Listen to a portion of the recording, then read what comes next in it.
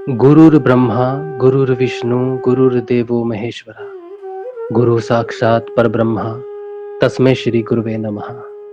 तस्मै श्री गुरुवे नमः। तस्मै श्री गुरुवे नमः। बोलो समर्थ सदगुरुदेव संत श्री रामलाल जी सियाग की जय। बोलो शिव अवतारी महायोगी बाबा श्री गंगाई नाथ की जय। बोलो दशम अवतार कल की अवतार की जय। बोलो सनातन धर्म की जय। बोलो पलाना धाम की जय। बोलो जाम सर धाम की जय। बोलो काजलवास धाम की जय। बोलो गोरक्ष धाम की जय। जय श्री गुरुदेव। जय श्री दादा गुरुदेव। जय माँ आदि शक्ति। जय श्री गुरु। श्री गुरुदेव। जय गुरुदेव। जय माँ आदि शक्ति। जय श्री गुरु माँ। 7 बज गए हैं शाम के। गुरुदेव श्री रामलाल जी सियाग के सिद्ध योग की बात करते हैं। हम सत्य की बात करते हैं, गुरुदेव जी की बात करते हैं, उनके सिद्ध योग की बात करते हैं। इसीलिए गुरुदेव जी के नाम का सत्संग है, गुरु जी के नाम का सत्संग है। तो गुरुदेव श्री रामलाल जी सियाग एक समर्थ गुरुदेव हैं। समर्थ गुरुदेव इसलिए कि गुरुदेव संजीवनी मंत्र की दीक्षा देते हैं। संजीवनी मंत्र एक ऐसा मंत्र है, इनलाइटेड मंत्र है, चेतन मंत्र है। और चेतन का मतलब है सूर्य की तरह उज्ज्वलित। जैसे रात अंधकार है, जब सूर्य का प्रकाश उठता है तो पृथ्वी चेतन हो जाती है एक तरह से, उसमें सारी चीज़ें जो है जगमगा उठती हैं, उजाला हो जाता है, रोशनी हो जाती है, ज्ञान हो जाता है।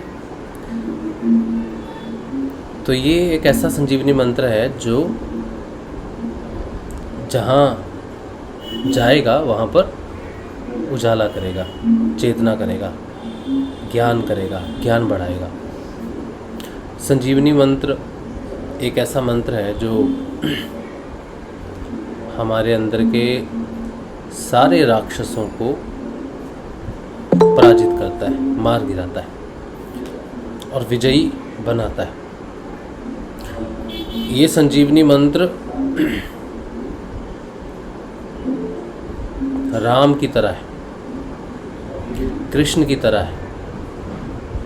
ये परब्रह्म है संजीवनी मंत्र, इसकी बड़ी महिमा है। तो गुरुदेव इस संजीवनी मंत्र की दीक्षा देते हैं। इस मंत्र की शक्ति माँ है, राधा। तो ये राधा और कृष्ण का मंत्र है। इसको जपने से साधक एक दिन चेतन हो जाता है। गुरुदेव रामलाल जी सियाग सिद्ध योग की दीक्षा देते हैं। उस दीक्षा में गुरुदेव एक संजीवनी मंत्र देते हैं जो एक चेतन मंत्र है, और उस चेतन मंत्र को जपते जपते जपते जपते एक दिन साधक चेतन हो जाता है। अब ये जो पूरी बात है, इस बात में बहुत कुछ समाया हुआ है, बहुत कुछ कह दिया गया है। ये एक स्टेटमेंट की तरह है। स्टेटमेंट ऐसी है कि साधक पूछता है, शिष्य पूछता है गुरुदेव से कि दीक्षा लेने के बाद भी मुझ में बदलाव क्यों नहीं आ रहा। पहला प्रश्न, दीक्षा लेने के बाद भी मेरे में परिवर्तन क्यों नहीं आ रहा। दूसरा कि दीक्षा लेने के बाद भी मुझे ज्ञान क्यों नहीं हो रहा। ठीक है। और तीसरा कि दीक्षा लेने के बाद भी, चेतन मंत्र को जपने के बाद भी मैं चेतन क्यों नहीं हो रहा। और दीक्षा लेने के बाद भी मेरी बीमारियां क्यों नहीं ठीक हो रही। और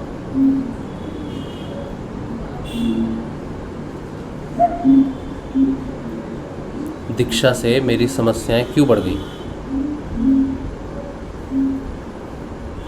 और मुझे अपने गुरु की सामर्थ्य क्यों नहीं पता चल रही और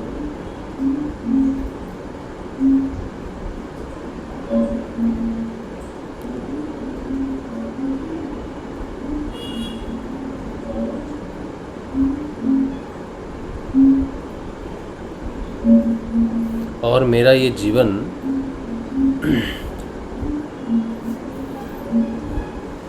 मुझे इस जीवन में मोक्ष मिलेगा कि नहीं मिलेगा, ये मेरा आखिरी जीवन है कि नहीं है। ये कुछ ऐसे प्रश्न हैं जो सारे के सारे एक ही सूत्र से बंधे हुए। ठीक है, अब ये 5 या 6 प्रश्न हो गए एक साथ और ये सारे के सारे गंभीर प्रश्न हैं। एक प्रश्न और जोड़ देते हैं इसके साथ, वो ये है कि हमारे अंदर में सुर और असुर ये दोनों हैं, देवता और असुर दोनों ही हैं। हमें कैसे पता चलेगा कि हमारे अंदर कौन सा तत्व जो है वो इस समय जागृत है, सुर, असुर, देवता या फिर राक्षस। ठीक है, अब ये सारे प्रश्न जो हैं इसमें गुरुजी की एक वाणी आती है। गुरुजी कहते हैं कि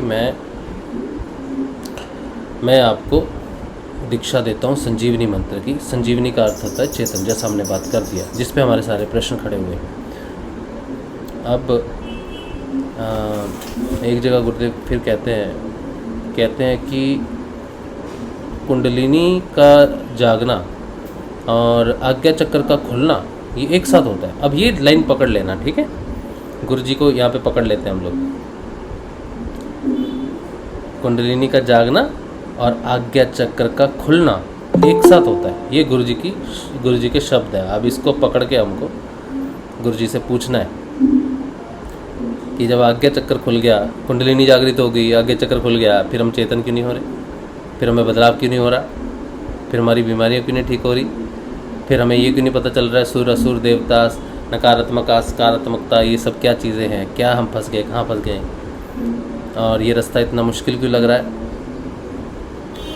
कई बार कुंडलिनी क्रियाएं शुरू होती है तो बंद ही नहीं होती किसी की, तो हम डर जाते हैं कि किसी को बताएं कि ना बताएं। कहीं बताया और इसकी कुंडलिनी क्रिया बंद ही नहीं हुई तो हम तो फंस गए, हमें तो लोग पीटेंगे पकड़ के, समझेंगे नहीं।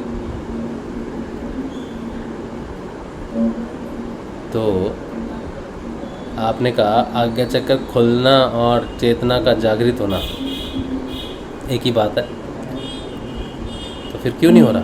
हम सब की तो कुंडलिनी जागृत है, हम सब ने तो दीक्षा ली हुई है, तो फिर सब में परिवर्तन क्यों नहीं नजर आ रहा गुरुदेव। ठीक है, तो ये कुछ गंभीर प्रश्न है, आरोप नहीं लगा सकते, प्रश्न लगा सकते हैं। गुरुदेव से प्रश्न तो पूछ ही सकते हैं, शिष्य का काम है प्रश्न पूछना। अब ये जवाब जो है ना सारे प्रश्नों का, अब ये जवाब गुरुदेव ने दिया, गुप्त भाषा में प्रश्न देते हैं, गुप्त भाषा में जवाब देते हैं। तो प्रश्न तो हमारा हो गया। गुरुदेव ने प्रश्न हमारे खड़े कहाँ पर हुए, जहाँ गुरुदेव ने संजीवनी मंत्र की दीक्षा दी और गुरुदेव ने कहा आज्ञा चक्र का और कुंडलिनी का जागना एक साथ होता है, यहाँ पर गुरुदेव ने कहा, और बाकी प्रश्न फिर हमारे यहाँ से अराइज हुए। फिर गुरुदेव ने एक जगह कहा, इसका जवाब देते हुए सारे प्रश्नों का, कहा कि भाई पात्र सीधा रखोगे तो मैं डाल दूंगा, पात्र ही उल्टा रखोगे तो कहाँ डालूंगा। ठीक है, ये जवाब है गुरुदेव जी का। अब बात ये आती है, अब यहाँ से हमारी आगे खोज शुरू होती है कि पात्र सीधा उल्टा ये क्या है, पात्र क्या है, पात्र का सीधा होना, पात्र का उल्टा होना, ये सब क्या चीज़ें। इस पर एक बहुत विस्तार में एक सत्संग पहले हो चुका है, पात्र सीधा होना क्या है, इस पर हो चुका है, लेकिन आज इसे नए सिरे से देखेंगे। तो पात्र सीधा होगा तो डाल पाऊंगा, नहीं तो मैं कहाँ डालूंगा। ठीक है, अच्छा,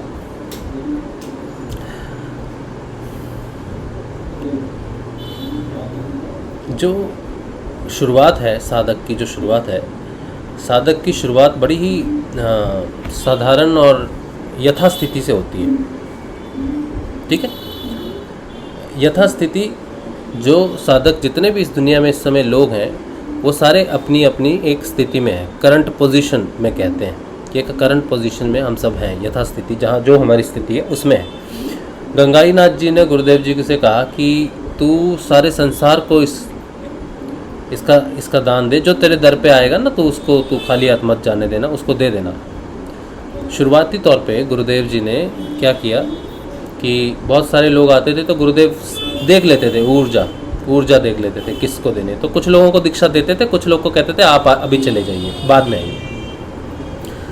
तो फिर बाबा का आदेश हुआ कि तेरे दर पे आया हुआ कोई भी खाली हाथ नहीं जाना चाहिए, ये बाबा का आदेश है।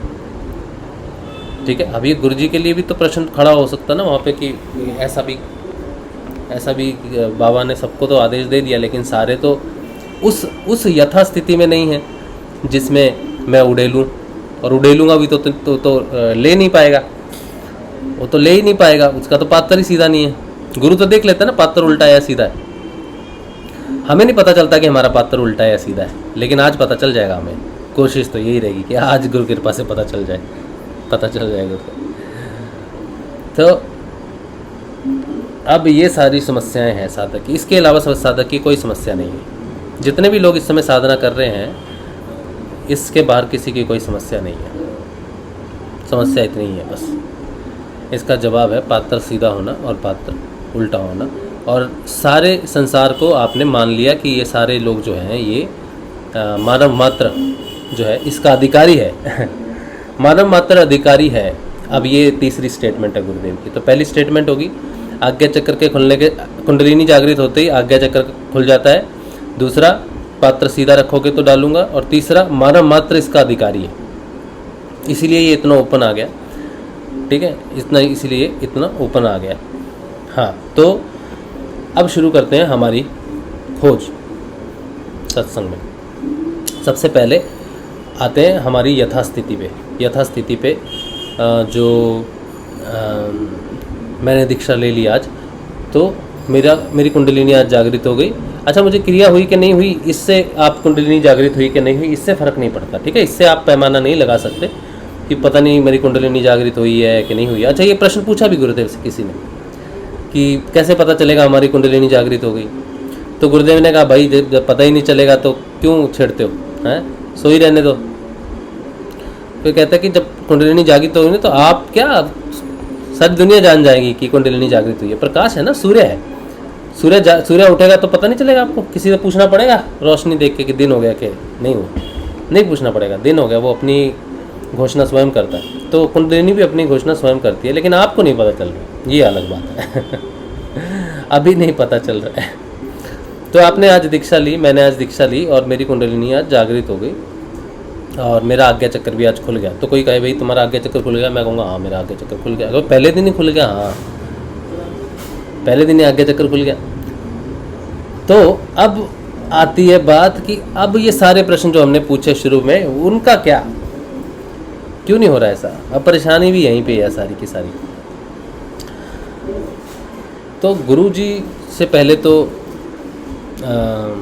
हमें ये जानना चाहिए कि गुरुदेव देव और दानव का जो परिभाषा है वो हमारे लिए क्या है। हम एक जानते हैं, एक देव एक दानव होता है। दानव बुरा होता है और देव अच्छा होता है, देवता अच्छा होता है।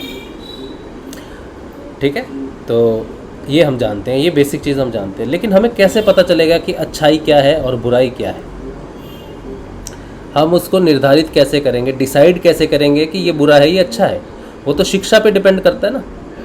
कोई व्यक्ति एक परिवार में पैदा होता है, उसको एक चीज़ की शिक्षा मिलती है, शिकार करने की। एक राजपूत फैमिली में एक व्यक्ति पैदा हुआ, उसे शिक्षा मिलती है बहादुरी की, या फिर शिकार पे जाते हैं।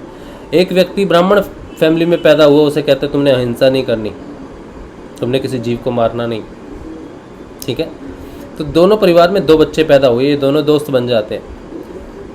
अब एक के लिए जो पाप है, दूसरे के लिए वो पराक्रम है। तो कौन डिसाइड करेगा कि वो गलत है या सही है? ये शिक्षा तो डिसाइड नहीं कर सकती। क्या सही है क्या गलत है, ये डिसाइड पारिवारिक शिक्षा नहीं कर सकती, परिवार नहीं कर सकता, जन्म नहीं कर सकता। इसीलिए देवता अच्छे हैं और असुर बुरे हैं, ये हम जानते तो हैं। अगर लेकिन ये दोनों अलग हैं, दोनों में भेद है। इसका मतलब ये है कि दोनों अपनी अपनी शिक्षाओं के हिसाब से अपना अपना फर्ज निभा रहे, अपना धर्म निभा रहे हैं। असुर जिस फैमिली में पैदा हुआ है उस फैमिली में वही करना है उसको, यही उसका धर्म है। और देवता जिस खानदान में पैदा हुआ है उसको वही करना है, वही धर्म है उसका। तो देवता अपनी जगह सही है, असुर अपनी जगह सही है, दोनों लड़ रहे हैं। लेकिन तीसरा व्यक्ति, मैं बाहर देख रहा हूँ खड़ा होके, दोनों मेरे अंदर है, तो मैं किसके हक में फैसला दूँ, ये कौन डिसाइड करेगा? कैसे मैं डिसाइड करूँगा? किस आधार पर डिसाइड करूँगा? सच्चा जो जज है, जो न्याय है, न्याय ईश्वर करता है ना। तो ईश्वर भोलेनाथ के गण, भूत प्रेत ये सारे, अब उनको नेगेटिव मानते हैं। और जो भी सिद्धियां प्राप्त होती हैं, चाहे वो राक्षसों को हो चाहे देवता को हो, दोनों तपस्या करते हैं और मांगते भी सिर्फ ब्रह्मा विष्णु महेश से ही है, ईश्वर से ही है। और ये खुश भी हो जाते हैं, दे भी देते हैं, भेद ही नहीं करते। तो इनका पैमाना जो है वो कैसे बुराई को बढ़ाने का हो सकता है? तो मैं तो बहुत साधारण हूँ। तो मैं मेरे अंदर के सुर, देवता और असुर की पहचान कैसे करूँ? मुझे कैसे पता चलेगा मेरे अंदर किसका राजत्व चल रहा है? यही अंधकार है, यही अज्ञानता है। इसी वजह से पूरा कलयुग आज अंधकार में डूबा हुआ है, क्योंकि हम डिफरेंशिएट नहीं कर पा रहे। हमें जो शिक्षा मिलती है ये अच्छा है और ये बुरा है, वो बाहर की है, वो अविद्या है। बाहर में हमें दिखाया जाता है, आंखें बंद कर लो अंधकार हो गया, आंखें खोल लो उजाला हो गया। सूर्य नहीं है, लाइट जला दी, देखो उजाला हो गया, हाँ उजाला हो गया। कृत्रिम, नकली उजाला लाइट का, लेकिन उजाला हो गया ना, दिख रहा है ना सब कुछ। हाँ सूर्य में भी दिखता है, हाँ सूर्य से ज़्यादा बेहतर दिख रहा है। इस कमरे में तो लाइट ही नहीं आती, मुझे ज़्यादा साफ दिखाई दे रहा है, तो उजाला है, हाँ उजाला है। लेकिन देखा जाए तो अंधेरा है। तो ये देखना मेरे अंदर कि मेरे अंदर सुर है या असुर है, देवता है या असुर है, ये मेरे लिए संभव ही नहीं है। मेरी शिक्षाएं मुझे वो डिसाइड ही नहीं करने देती, क्योंकि मुझे मेरी जो शिक्षा मिली है मुझे वही सही लगता है, लेकिन दूसरे व्यक्ति को गलत लगता है। इससे भेद प्रकट होता है और भेद से अज्ञानता और अविद्या प्रकट होती है। अब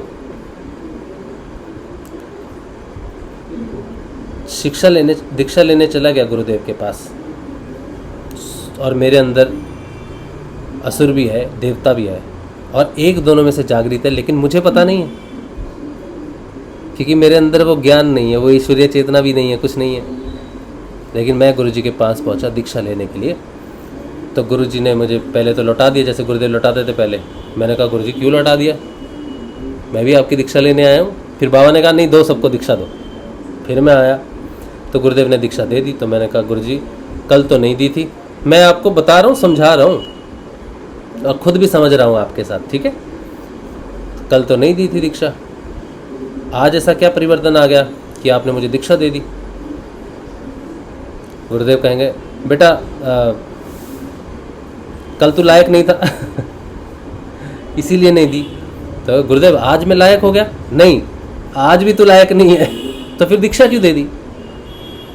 क्योंकि मानव मात्र इसका अधिकारी है और तू एक मानव है। यही मेरे गुरु का आदेश है कि मानव मात्र को दीक्षा देनी है। तो गुरुदेव कल ये आदेश नहीं था? अगर कल ये आदेश होता तो शिक्षा कैसे देता? किस बात की शिक्षा?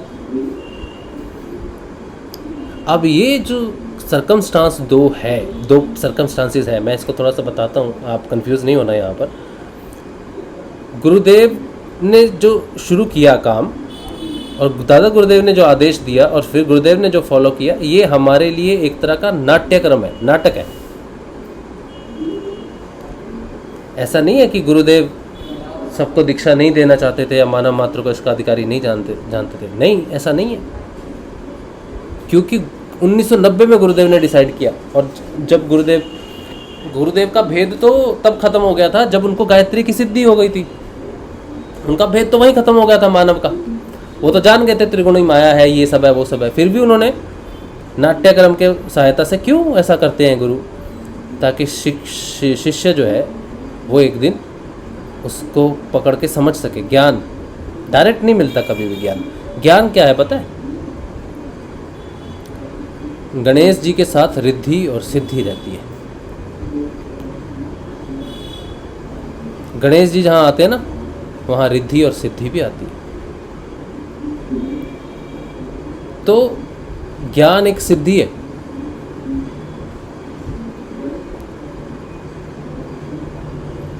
ज्ञान एक सिद्धि है, लेकिन जहाँ सिद्धि होती है वहाँ अभिमान भी हो जाता है। सिद्धि के साथ साथ अहंकार भी आता है, हर चीज़ का। हर प्राप्ति के साथ अहंकार है, हर सिद्धि के साथ अहंकार है, चाहे वो कोई भी हो। इसीलिए सिद्धियों से बच के रहना चाहिए, क्योंकि सिद्धियाँ जहाँ हमें सकारात्मक प्रोग्रेस भी देती हैं, वहाँ पर उनमें अहंकार भी कहीं ना कहीं से आ जाता है, रहता है, क्योंकि संसारिक है। इसलिए तो गुरुदेव ने जो नाट्यक्रम किया वो ये था कि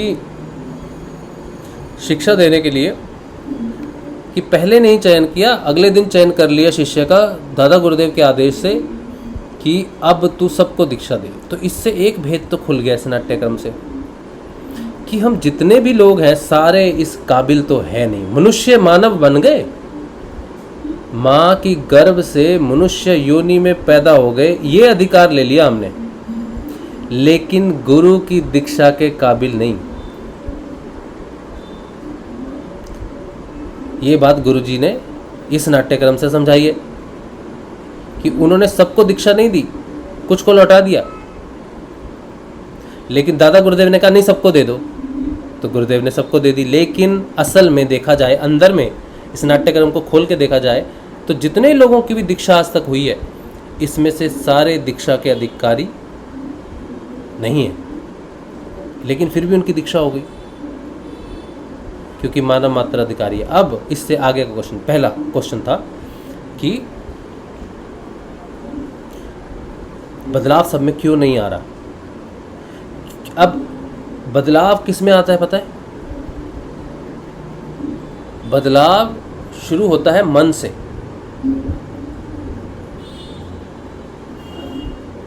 बदलाव शुरू होता है मन से, और मन पहली सीढ़ी नहीं है, मन तीसरी सीढ़ी है, थर्ड। मन से नीचे बदलाव नहीं किया जा सकता, उसके नीचे करने वाला बदलाव जोर जबरदस्ती है। दीक्षा कब फलित होती है? तीसरे स्टेप से होती है। जो व्यक्ति तीसरे स्टेप तक जागृत है उसकी दीक्षा हो सकती है, उसका ही पात्र सीधा है, नीचे दो वालों का पात्र उल्टा है। तो इस संसार में ज़्यादा से ज़्यादा लोग पहली सीढ़ी पे हैं। पहली सीढ़ी का अर्थ है शरीर भाव, अहम भाव, शरीर भाव। हम सभी हैं, हमको पता ही नहीं, लेकिन हम में से कुछ विरले होते हैं जो मन तक किसी तरह पहुंचने लायक होते हैं, मन तक थोड़े से विचारशील होते हैं। प्राणी क्या है? प्राणी और मनुष्य में, मानव में और जानवर में जो अंतर है वो तीसरी सीढ़ी का ही है। पहली दो सीढ़ियाँ दोनों में कॉमन है, शरीर और प्राण दोनों में। वो उधर घोड़ा, गाय, बकरी, इसके पास शरीर भी है, प्राण भी है, लेकिन वो विचारशील नहीं है। मन भी है लेकिन विचारशील नहीं है। मन के बिना तो हो ही नहीं सकता ना काम।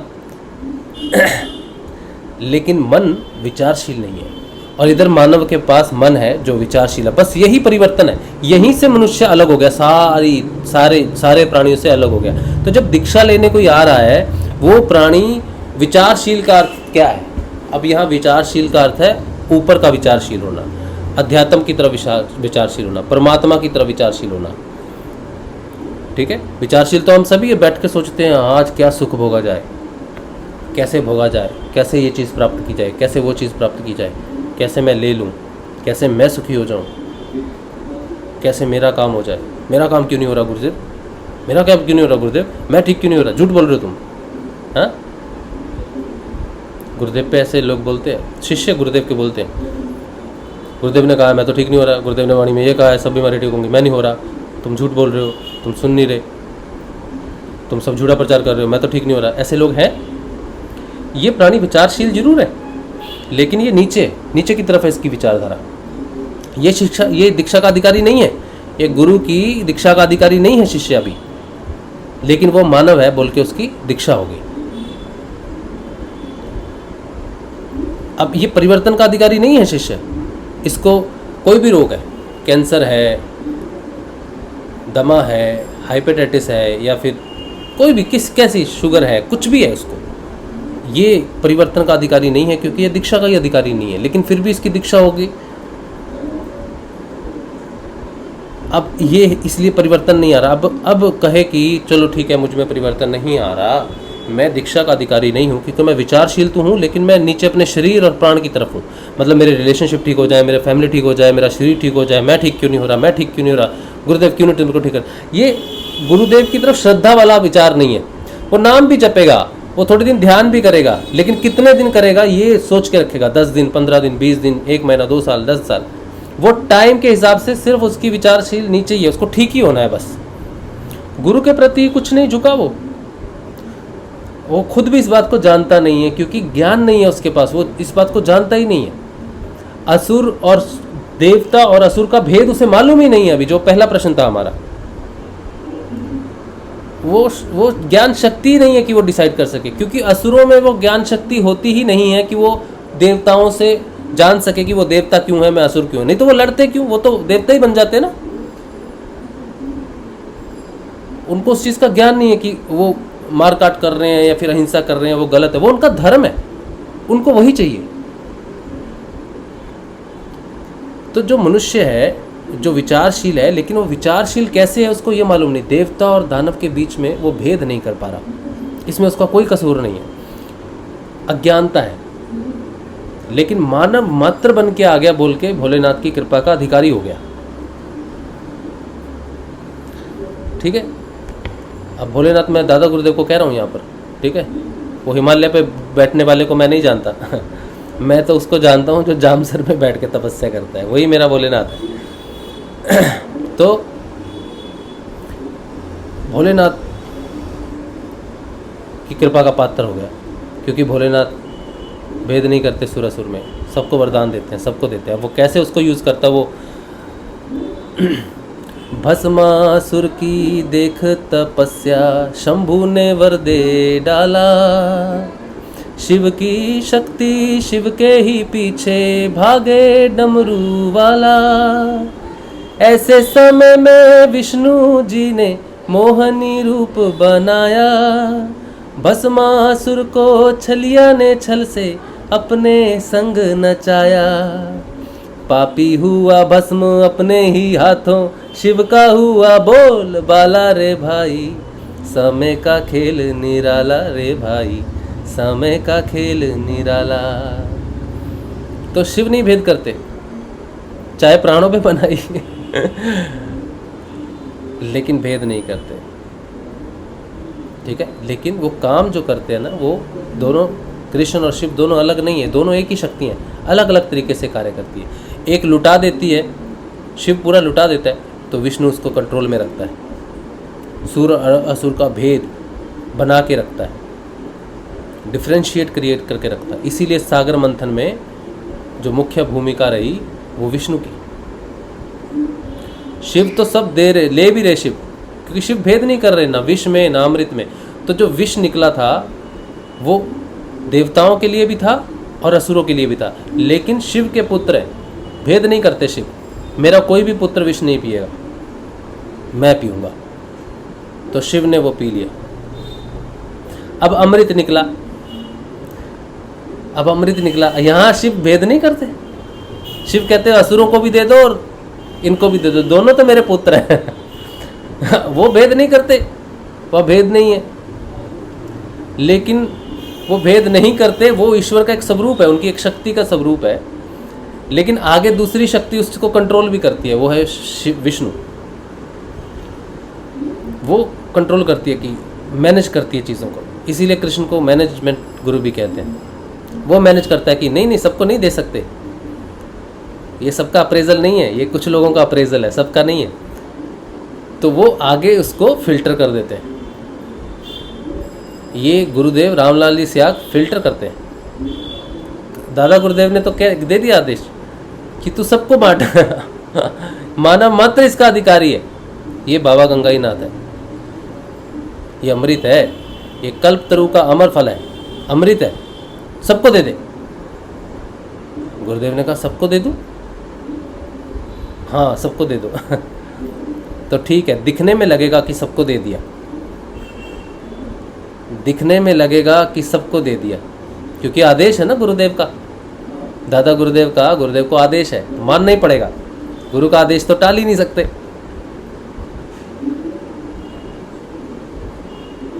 लेकिन वो मैनेजमेंट गुरु है, वो ऐसी रचना है, वो ऐसा करता है कि वो जो अमर फल है ना, उसको सिर्फ देवता ही चखेंगे।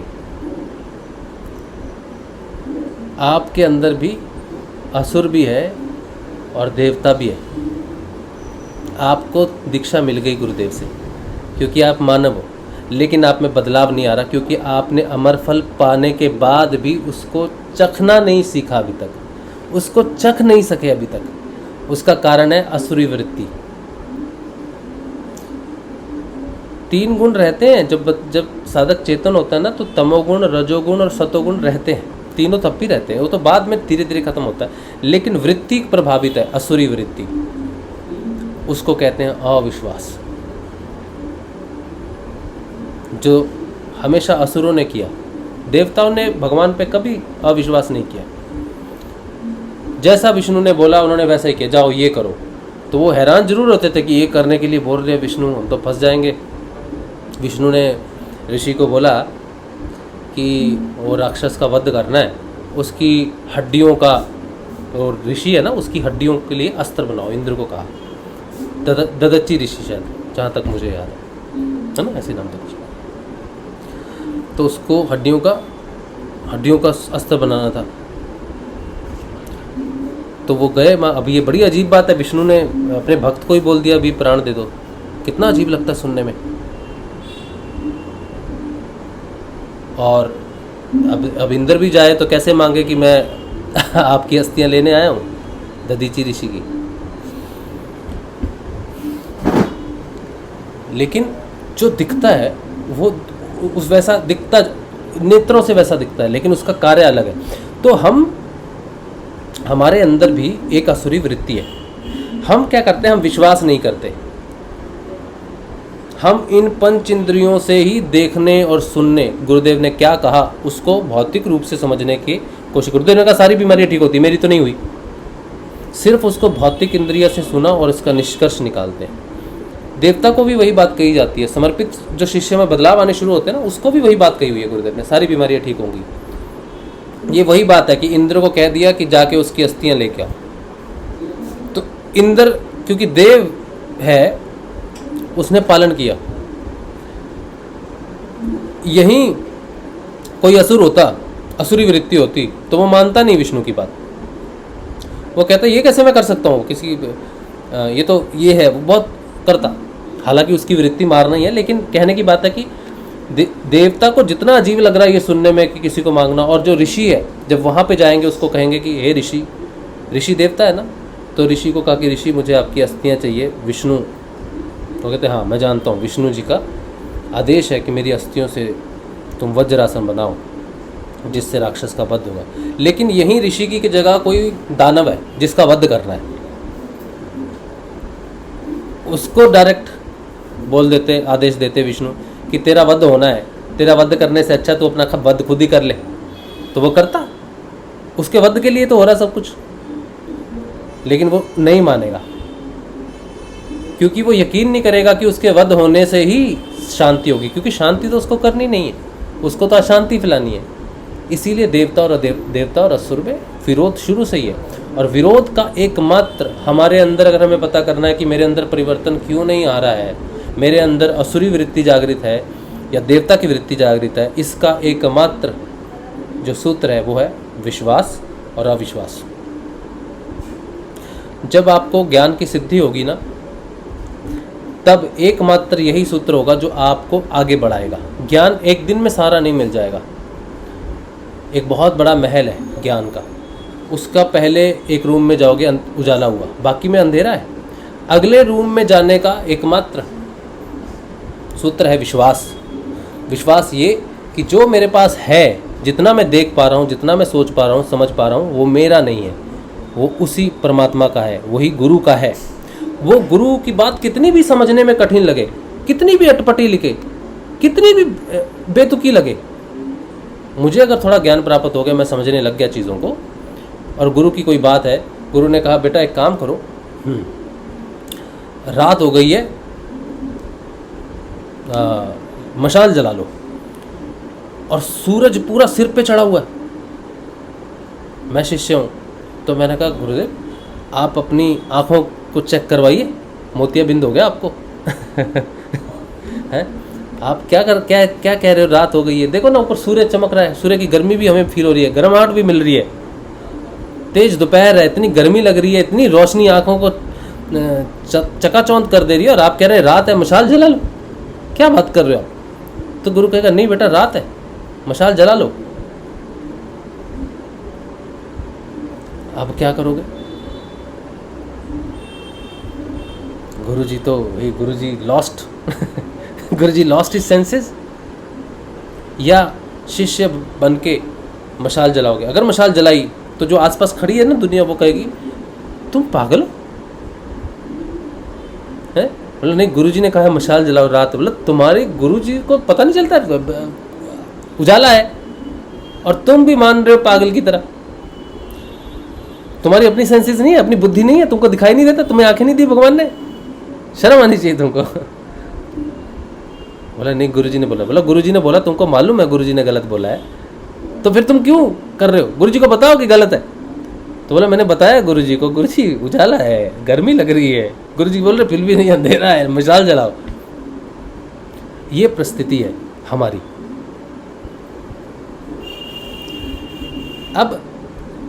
अब गुरु ने कहा ना कि मशाल जलाओ, तो मशाल जलानी ही है बस। लेकिन मशाल जला नहीं पाते, क्योंकि असुरी वृत्ति हमें अविश्वास सिखाती है। हमारे आसपास ये जो सारी दुनिया है ना, वो क्या है मालूम है? वो व्यक्ति विशेष दुनिया नहीं है। ये कान, ये आंखें, ये नाक, ये जीवा, ये स्किन, ये पंच इंद्रियां और छठी मन, ये दुनिया है। ये सारी बंद कर दे, कुछ कोई रहा आपके लिए? न सर्दी लगेगी, न गर्मी लगेगी, स्किन नहीं है ना कुछ दिखेगा, ना कुछ सुनेगा, ना कुछ बोल सकते हैं, ना कुछ रसना है, कुछ भी नहीं है। दुनिया लोप हो गई आपके लिए, आप उसको फील ही नहीं कर सकते। तो दुनिया क्या है? पंच इंद्रियों से बाहर की तरफ की चेतना ही दुनिया है। यही बाहरी वृत्ति असुरी है, यही असुर है, यही विश्वास नहीं करने देता, और यही परिवर्तन भी होने नहीं देता।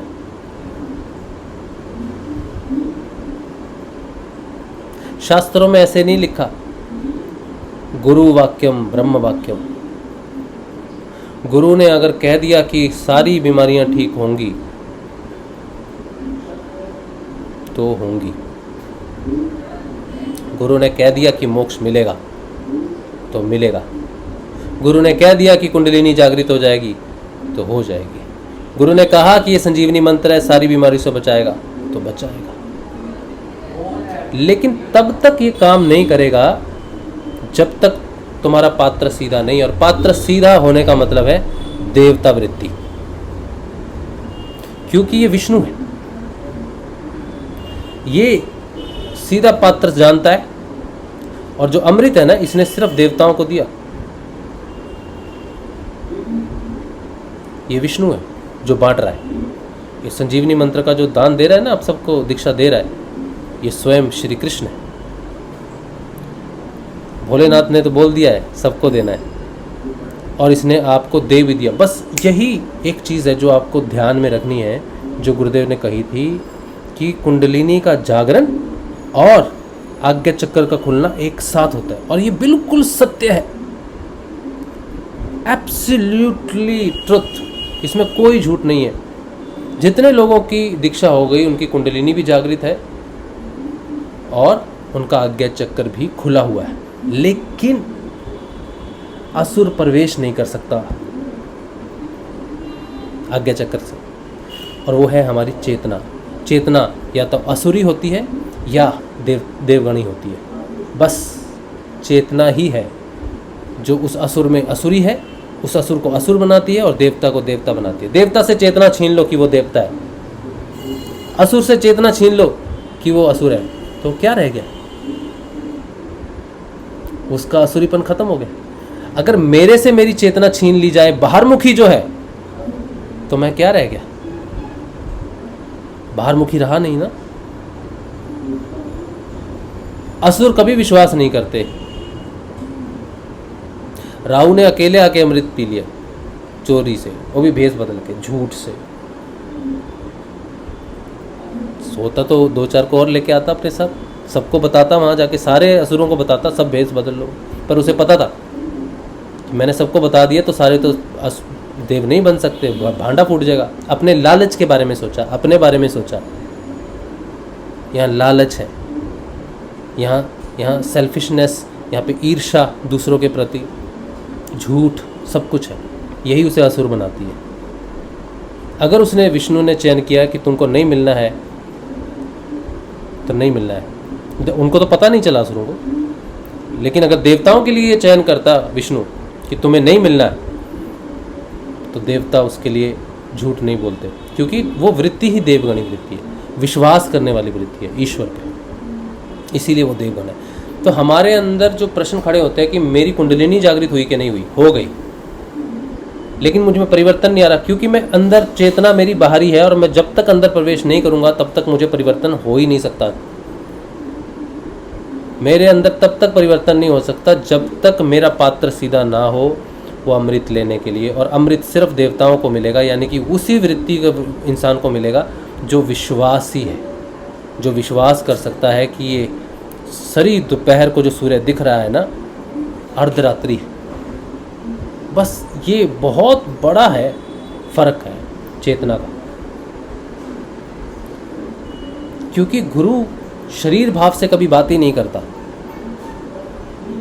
गुरु तो चेतना है, गुरु तो सूक्ष्म तत्व है। तो हमारे को जो दीक्षा मिली है उसमें क्या होता है, विष्णु, जो शिव ने कहा कि तू सबको दे दे, और विष्णु ने कहा ठीक है गुरुदेव, मैंने दे दिया सबको। तो वो क्या देते हैं, विष्णु क्या करते हैं, क्योंकि आदेश है ना दादा गुरुदेव का, तो वो देना ही पड़ेगा। तो गुरुदेव ने वहाँ पर विज्ञान लाए, विज्ञान की उत्पत्ति विष्णु से, विज्ञान लाए, विज्ञान को बहुत विस्तृत किया, उसमें से एक निकाला सबके लिए, जो सबको देना तो है ही, आज नहीं तो कल।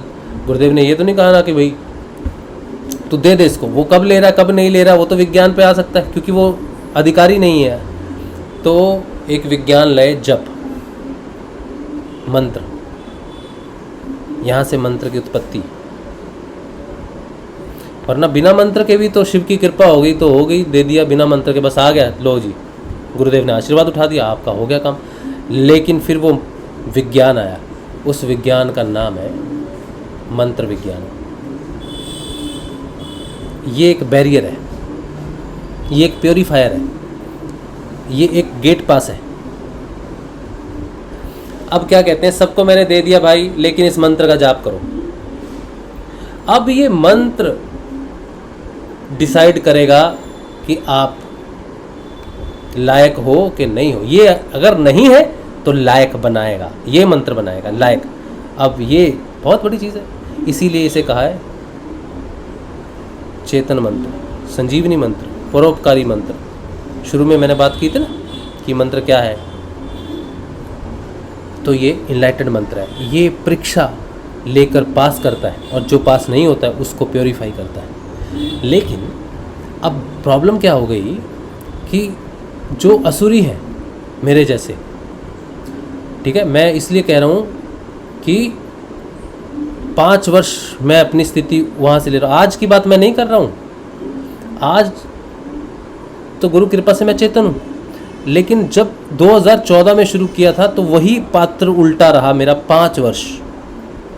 5 वर्ष मेरा पात्र उल्टा रहा। शिव की कृपा से मुझे विष्णु की कृपा प्राप्त हुई गुरुदेव की, मुझे कुंडलिनी मिली, मेरा आज्ञा चक्र खुला, लेकिन मैं अंदर प्रवेश नहीं पा पाया 5 वर्ष तक, क्योंकि मेरी वृत्ति असुरी थी, अविश्वासी। वो 5 वर्ष अविश्वास मैं जानता हूँ, मैंने देखे हैं, आज देखता हूँ, उस समय नहीं दिखता था। तो क्या हुआ, अब शिव ने तो दे दिया मुझे अधिकार, दे दिया विष्णु जी, अब तो देना ही पड़ेगा आपको। लेकिन विष्णु ने कहा ठीक है बेटा, तू नाम जप। मैंने कहा मैं जपता हूँ। कितने दिन जपूँ? बोला तू जप, इसी से होगा परिवर्तन। ये समस्या है, नाम जप। बीमारी ठीक नहीं हो रही, नाम जप। नौकरी नहीं लग रही, नाम जप। कुछ तो हो नहीं रहा, नाम जप। 1000 प्रश्न, एक ही जवाब, नाम जप। क्योंकि परिवर्तन उस अमृत से ही आएगा, और अमृत तेरे को तब मिलेगा जब तेरा बर्तन सीधा होगा, और बर्तन तेरा तब सीधा होगा जब ये मंत्र तुझे अग्नि परीक्षा में पास करेगा, और तेरे अंदर तेरी अविश्वासी अवृत्ति जो 5 इंद्रियों से, 6ठी मन से प्रकट होती है, उससे तू मुक्त हो जाएगा। उससे मुक्त करने वाला ये मंत्र है, इसलिए जप। तो मैंने जपा, लेकिन जप नहीं पा रहा, क्योंकि वो वृत्ति मेरे को जपने नहीं दे रही। मन मन में जाप करता था, तो एक शब्द बोला, पहला जो है बोल लिया। अभी मुझे बोलने के लिए बोला जाए तो ABCDEFGHIJKLMNOPQRS पूरी ABCD में पढ़ दूंगा, लेकिन मन मन में पढ़ना है तो वो आता ही नहीं है, वो शब्द आता ही नहीं है। पहला शब्द आता है, दूसरा आता ही नहीं है। कितनी कोशिश करता हूँ, वो दिमाग में वो आता ही नहीं। तो 10 सेकंड 15 सेकंड लग रहे, एक भी मंत्र जप नहीं हो रहा। ये मैं अपनी बात बता रहा हूँ आपको, अपने आप भी इस स्थिति से अगर गुजर रहे हो तो समझ जाओ इस बात को कि है, होता है सबके साथ। असुरों के साथ ऐसा ही होता है। हम सब असुरी थे शुरू, मैं भी था, हम सब में बहुत सारे हैं, लेकिन हम आ गए हैं, विष्णु की शरण में। जिसे दीक्षा मिल गई है वो विष्णु की शरण में, उसका रूपांतरण हो रहा है। एक ना एक दिन हम उसके अधिकारी हो जाएंगे। तो वो जपा मैंने, बहुत श्रद्धा से जपा, बहुत श्रद्धा से मैंने जपा, तो जप नहीं हो रहा था। लेकिन मैं क्या देखता हूँ कि मेरा कुछ दिनों में वो जप जपा जाप लग गया। अब वो जप अंदर चल रहा है, जपा जाप चल रहा है, लय योग हर क्षण चल रहा है। मैं सो रहा हूँ, मैं गा रहा हूँ, मैं नाच रहा हूँ, मैं चल रहा हूँ, मैं खाना खा रहा हूँ, मैं अपनी पत्नी के संग में हूँ, मैं अपने बच्चे के साथ घूम रहा हूँ, मैं कुछ भी कर रहा हूँ, वो मंत्र अंदर कॉन्टिन्यूसली चल रहा है। मेरे जीवन में जो चीज़ें थी वो उथल पुथल होने लग गई, जीवन और ज़्यादा कठिन लगने लग गया, क्योंकि रास्ता ब्रेक, जो गाड़ी बुलेट ट्रेन जा रही थी ना, असुरी वृत्तियों से जो बुलेट ट्रेन पकड़ी हुई है मैंने, अब उसको ब्रेक लग रही है। तो जो प्लानिंग्स है वो हो नहीं रही, जो पथ निर्धारित किया जीवन में सफलता मिलेगी, ये मिलेगा, वो मिलेगा, वो और भी मुश्किल होता जा रहा है हर जगह, और वो ब्रेक लग रही है गाड़ी को, और नया पथ अभी मिला नहीं, क्योंकि जब तक गाड़ी रुकेगी नहीं तब तक दूसरे पीछे पथ पे जा नहीं सकती। मुड़ेगी तो तब, पीछे तो तब जाएगी जब रुकेगी, वो तो आगे जा रही है फुल स्पीड पे। तो जपा जाप उस असुरी वृत्ति की ट्रेन को रोकने के लिए लगा हुआ है, ब्रेक लगाने के लिए। उस ब्रेक को लगाने में उसको 5 वर्ष लग गए, 5 years। जो जाप मैंने किया उन 5 वर्षों में, जो मेरे अंदर वो जाप विष्णु की कृपा से चला, मैंने नहीं किया। जपा जाप विज्ञान है विष्णु का, जपा जाप है विष्णु की कृपा, गुरुदेव की कृपा। विष्णु मतलब गुरुदेव, शिव मतलब दादा गुरुदेव। इन दोनों के अलावा मैं ना विष्णु को जानता हूँ ना भोले को जानता हूँ, मैं इन्हीं को दोनों को जानता हूँ, और इन दोनों के ही अनुसार मैं बता रहा हूँ, और इन दोनों की लीला और इन दोनों की बात के हिसाब से समझा रहा हूँ आपको, कंपेयर करके। जैसे शिव ने कहा सबको पीना चाहिए, विष्णु ने पी लिया अमृत सबके लिए, लेकिन विष्णु ने चक्रम चलाया। उसी तरह से यहाँ भी दादा गुरुदेव ने कहा सबको दे दो, जो असुर, जो जिसके पास ज़्यादा विष है ना, उसको मेरी समाधि पे भेज दो, मैं पी लूँगा उसका। तो गुरुदेव क्या करते थे, कुछ लोग आते थे और उनमें बहुत ज़्यादा अंदर नकारात्मकता होती थी, चिल्लाना, ये नकारात्मकता है, अविश्वास, चीखना चिल्लाना, ये नकारात्मकता है, ठीक है। तो गुरुदेव कहते थे जाओ गंगानाथ जी की समाधि पे जाओ। तामसिक वृत्ति, हमारे अंदर जो तमो गुण होता है, नकारात्मकता बाहर कहीं भी नहीं है। कोई कहे ना तुम में, उस व्यक्ति में नकारात्मकता है, तुम में आ जाएगी, तो उस व्यक्ति को उसे ज्ञान नहीं इस चीज़ का। नकारात्मकता एक व्यक्ति की दूसरे व्यक्ति में आ ही नहीं सकती, कोई पॉसिबिलिटी नहीं है। अगर ऐसी पॉसिबिलिटी होती तो मैं अपनी सारी सकारात्मकता अपनी औलाद को दे देता।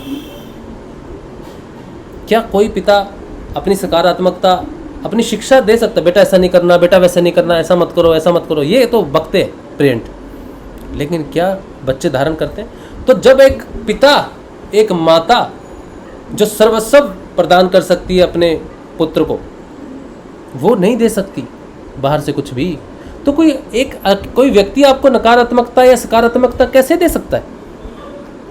ये विज्ञान है ही नहीं शरीर का।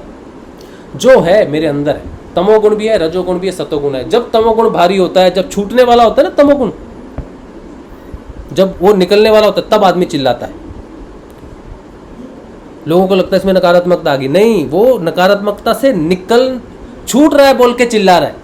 उसके अंदर तमोगुण उसको बदनाम करना चाहता है, तमोगुण उसको नीचा करना चाहता है, तमोगुण उसको गिराना चाहता है, इसीलिए वो चिल्ला रहा है। तो वो हावी हो जाती है, बाहर नहीं निकलती है, तमोगुण वृत्ति बाहर नहीं निकलती है। इसमें कोई भूत प्रेत नहीं मानता मैं तमोगुण को ही मानता हूँ, उसी में सारे आ जाते हैं। तो शिव क्या करता है? जहर पीता है, तमोगुणी पी लेता है उसको। तो गुरुदेव क्या कहते हैं? जाओ गंगानाथ जी की समाधि पे जाओ, 7 फेरी लगा के आ जाओ। तो 7 फेरी लगाते थे। जो 7 शरीर है मेरे, उनमें जहाँ जहाँ तमोगुण का वास है, क्योंकि ये पूरी जो वृत्ति बनी हुई है ना, अन्नमय कोश, प्राणमय कोश, मनोमय कोश, विज्ञानमय कोश, आनंदमय कोश, चित्तमय कोश, सत्यमय कोश, ये प्रकृति से निर्मित कोश है। और जो प्रकृति से निर्मित है उसमें तमोगुण भी है, रजोगुण भी है, सतोगुण भी है, सब जगह है। तो 7 फेरी लगा के वो पूर्ण रूप से जहाँ जहाँ उसका वास है, दादा गुरुदेव उसको पी लेते हैं। इसीलिए गंगाईनाथ जी की समाधि पे जाने का महत्व है, 7 फेरी लगाने का महत्व है। तमोगुण को पी लेते हैं गुरुदेव, दादा गुरुदेव विष पी लेते हैं हमारा। तो उसमें कोई नकारात्मकता नहीं थी, वो उसका गुण है, सब में है, तुझ में भी है, मुझ में भी है। जो आज मुझे तमोगुणी कह रहा है उसके अंदर भी है, लेकिन वो जागृत नहीं हुआ। जिस दिन उसका जागृत होगा, उस दिन उसके अंदर उसका झगड़ा होगा, उस दिन उसके अंदर काम वासना बढ़ेगी, उस दिन उसके अंदर ईर्ष्या बढ़ेगी। वो बाहर से नहीं चिल्लाएगा, दिखेगा नहीं चिल्लाता हुआ, लेकिन उसके अंदर घुटन होगी, उसके अंदर जलन होगी, परेशानी होगी, ईर्ष्या होगी, वही चिल्लाना है। वो अंदर दबा सकता है बस उसको, क्योंकि उसका कंट्रोल है अपने शरीर के ऊपर में। लेकिन उसकी ईर्ष्या अंदर उसको इतना जोर चिल्ला रही है कि वो किसी आदमी को बर्बाद कर देगा। दिखेगा नहीं लेकिन कुछ भी करता हुआ, लेकिन अंदर ईर्ष्या इतनी जोर जोर से चिल्लाती है, उसको कहती तेरा मान हुआ है, तू इसको निस्ते नाबूद कर दे, इसको बर्बाद कर दे, इसने तेरे बारे में ये कहा, तेरे बारे में वो कहा, तेरा ये किया, तेरा वो किया। अंदर चिल्ला चिल्ला के उससे ऐसा काम करवाती है। बाहर वो शांत दिखता है, बिल्कुल सद्गुणी दिखता है बिल्कुल, लेकिन उसका कार्य, उसका व्यवहार,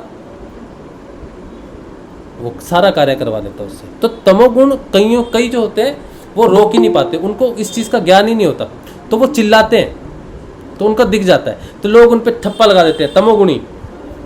लेकिन जो ईर्ष्या में कार्य करता है वो दिखती नहीं, उस पर कोई ठप्पा भी नहीं लगा सकता, लेकिन उसके लिए ज़्यादा मुश्किल होता है। जो चिल्ला लेते हैं ना उनके लिए आसान होता है, निकल जाता है, पता चल जाता है। लेकिन ईर्ष्या का तो पता ही नहीं चलता, अहंकार का तो पता ही नहीं चलता। और जब तक ये है तब तक पात्र उल्टा है। कुंडलिनी जागृत रहेगी, क्रिया कराएगी, कुछ एक अनुभूतियां भी होती रहेंगी आपको, लेकिन चेतना नहीं आएगी, क्योंकि चेतना सिर्फ और सिर्फ उस अमर फल से ही आएगी। जब तक उसको नहीं चखोगे तब तक वो नहीं आएगी। मैंने 5 वर्ष जपा जाप गुरु कृपा से लगता है, विष्णु कृपा से लगता है, वो जपा जाप 5 वर्ष लगा। 5 वर्ष में जो जाप हुआ उसकी गिनती होती है 5.25 करोड़। 20 जीवन लग जाएंगे मुझे, 20 जीवन, वर्ष नहीं, 20 जन्म लेने पड़ेंगे मुझे 5.25 करोड़ जप करने के लिए।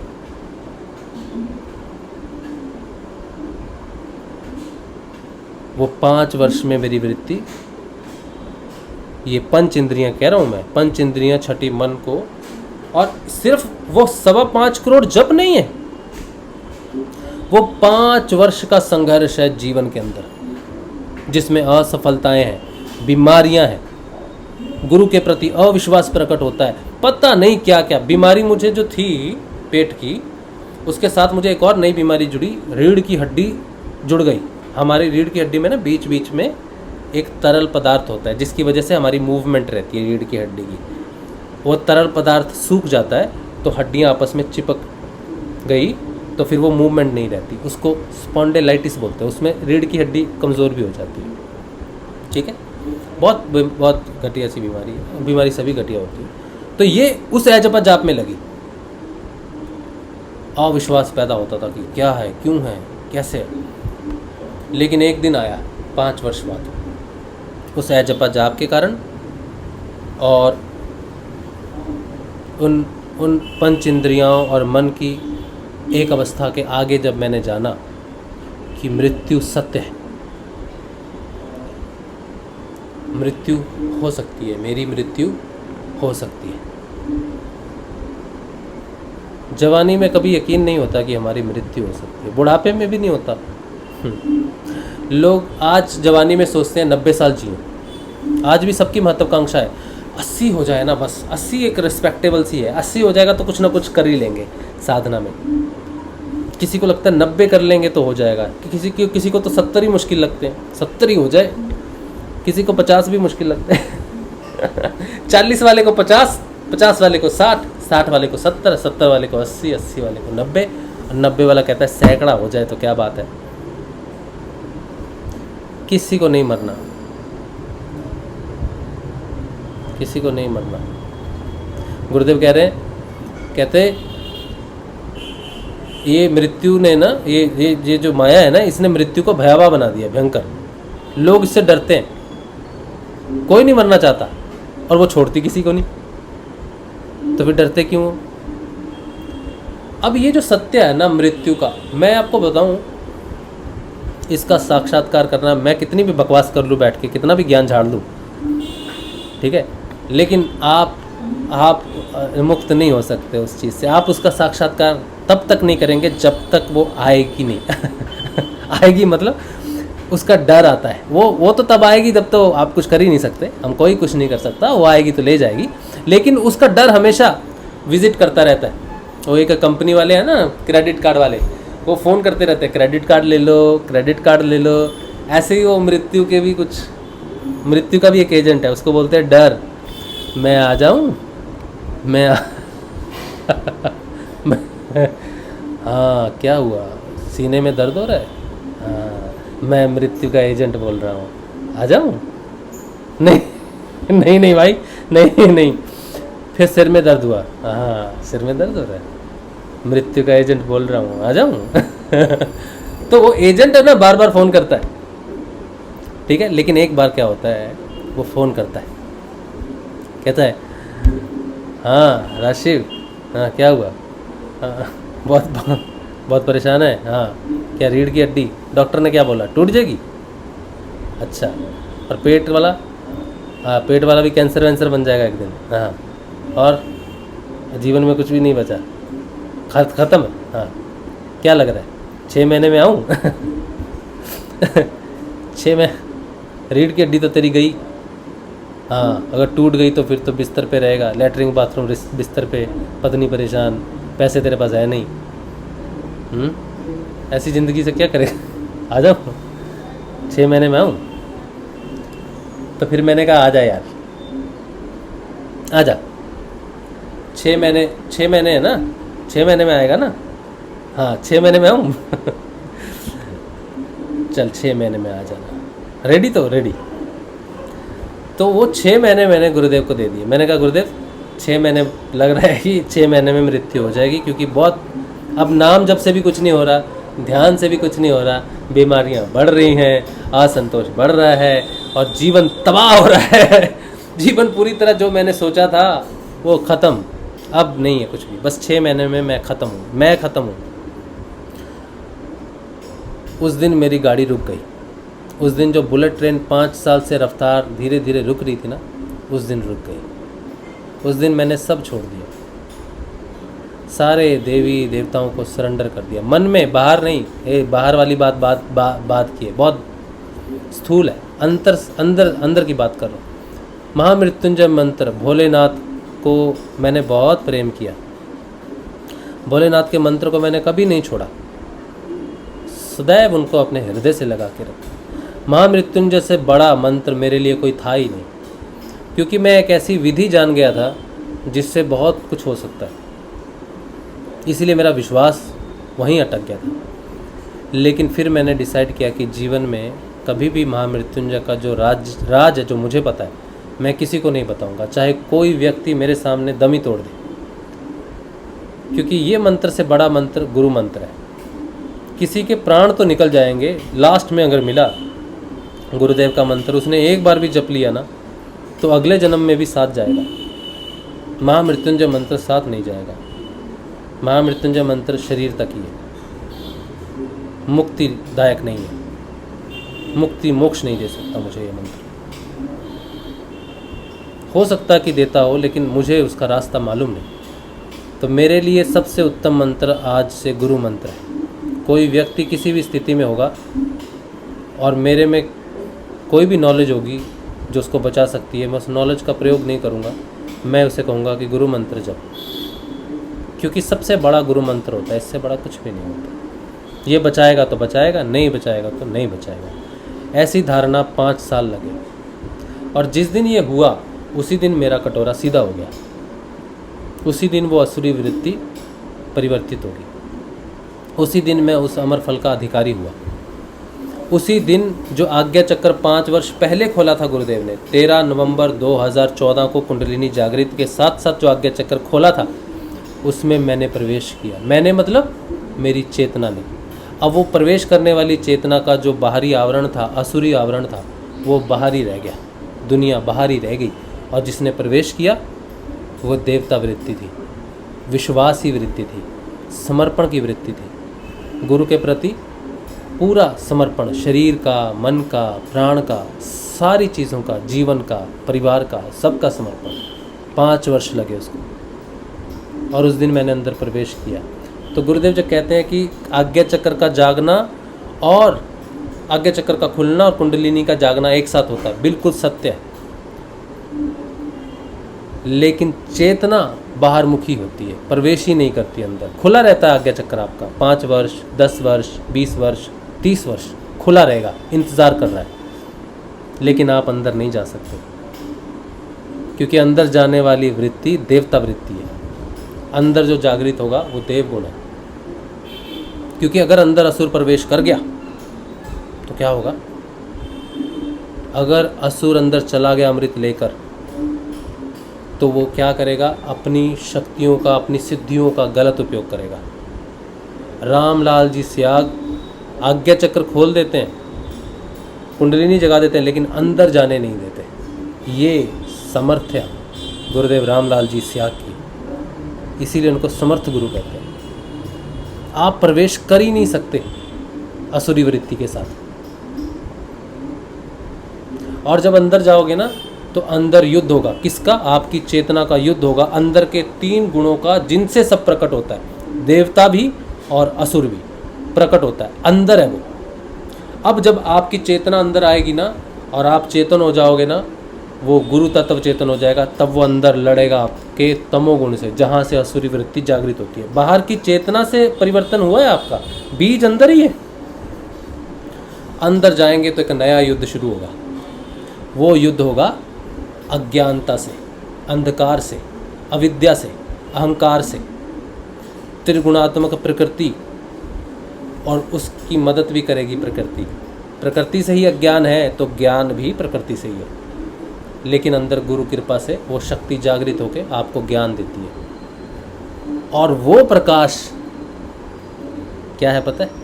ये वही मशाल है जो गुरुदेव ने जलाने के लिए तब कही थी जब बाहर सूर्य था सिर के ऊपर, और उसकी तपश भी महसूस हो रही थी। गुरुदेव ने कहा था मशाल जला बेटा।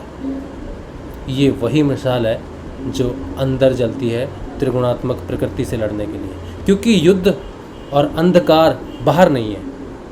गुरु जो मशाल जलाता है वो अंदर जलाता है। जब उसने कहा कि मशाल जला, तो वो मशाल जलाने के लिए नहीं बोल रहा था। वो जो दुनिया को दिख रही थी, जो मुझे समझ में आ रही थी कि मशाल क्यों जलानी है गुरुदेव, पहले बहुत उजाला है, सूरज है, तो नहीं बेटा मशाल जला। तो वो मुझे ज्ञान दे रहे थे कि बेटा अंदर समर्पण कर, ज्ञान का दीप जला। बुद्ध ने कहा अपो दीपो बाबा, ये वही मशाल है। बाहर दिन है कि रात है इससे फर्क नहीं पड़ता, अंदर जब आप जाओगे तो आपको अंधकार ही मिलेगा। इसीलिए मशाल जला ले बेटा, क्योंकि इसकी ज़रूरत पड़ेगी। अब अंदर जाने का समय है। तो मुझ में परिवर्तन क्यों नहीं आता? कैसे आएगा? जब आप अंदर जाओगे, कटोरा सीधा करोगे। कटोरा सीधा करने में आपको अगर 5 वर्ष लग रहे हैं, 2 वर्ष लग रहे हैं, 10 वर्ष लग रहे हैं, 50 लग रहे हैं, 100 लग रहे हैं, तो वो कटोरा सीधा करने का एकमात्र रास्ता है संजीवनी मंत्र का जप। आप कर पा रहे हो, आप नहीं कर पा रहे हो, ये आपकी समस्या है। इससे आप ही निपट सकते हो। कोई गुरु भाई आपको कोई उपाय दे 40 दिन, 50 दिन, 1000 दिन, करोड़ दिन, अरबों दिन, नहीं होगा। कोई भी उपाय आपके अंदर मशाल जला ही नहीं सकता, आपको अंदर लेके जा ही नहीं सकता। उपाय तो बाहर है सारे। आपको शरीर में कोई तकलीफ होगी तो उपाय शायद किसी वजह से काम कर गया, सबके लिए नहीं करेगा। किसी का विश्वास हो गया तो उसका काम हो गया, लेकिन उपाय से नहीं हुआ। इसीलिए मैंने विरोध किया था 40 दिन के उपाय का, क्योंकि इससे आप कुछ भी कहो, मैं तो इसको ज्ञान ही कहूँगा कि जिस व्यक्ति को इसका ज्ञान ही नहीं है वो बाहर ही उलझा हुआ है, बाहर की सुख सुविधाओं में उलझा हुआ है, बाहर की इसमें उलझा हुआ है, उपाय में उलझा हुआ है। 40 दिन कर लो, ये खा लो, वो खा लो, ये कर लो, लौंग खा लो, ये कर लो, वो कर लो। ये शरीर को राहत दे सकते हैं, चेतना जागृत नहीं कर सकता। ना तो लौंग जागृत कर सकता है, ना विभूति जागृत कर सकती है।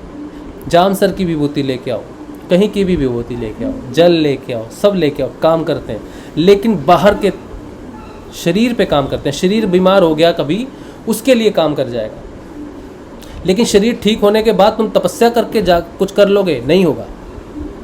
उसके लिए तो बीमार भी तपस्या कर सकता है, स्वस्थ भी तपस्या। बहुत लोग स्वस्थ हैं जिनको कोई बीमारी नहीं है, क्या वो जागृत हो गए?